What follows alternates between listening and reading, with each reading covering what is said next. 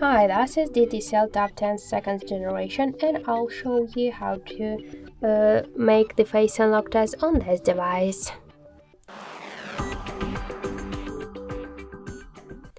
So I just set up my face recognition, and now I'll make a couple of tries to unlock the device with my face, and we'll see how fast this option is and does it works. So let's start. 1, 2, 3, 4, 5.